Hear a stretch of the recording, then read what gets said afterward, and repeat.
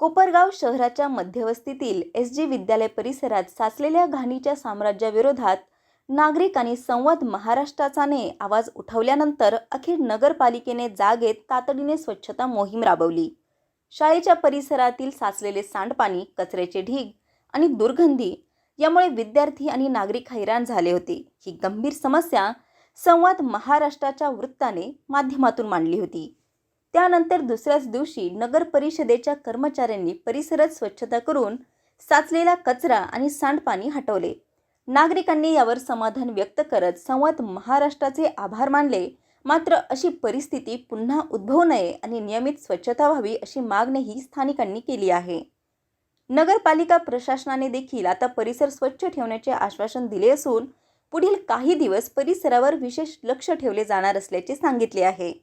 संवाद महाराष्ट्रासाठी रवी वाघडकर, कोपरगाव।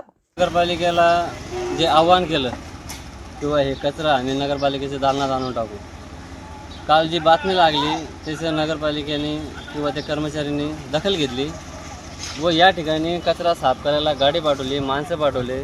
पण हा पर्याय नाही, कचरा उचलणं हा पर्याय नाही। या ठिकाणी नगरपालिकेने काहीतरी ठोस पावलं उचलले पाहिजे। या ठिकाणी सुशोभीकरण म्हणजे कंपाऊंड बांधून सुशोभीकरण केलं पाहिजे। नाही तर माग या ठिकाणी गट्टू मंजूर झालेले, नगरपालिकेने ती गट्टू बी अजून टाकलेलं नाही। म्हणजे ते गट्टू गेले कुठं?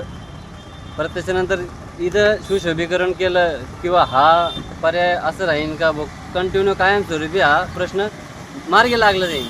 नगरपालिकेने दखल घेतली बातमीची आणि त्यांनी या ठिकाणी माणसं पाठवले। मी नगरपालिकेचे आभार मानतो।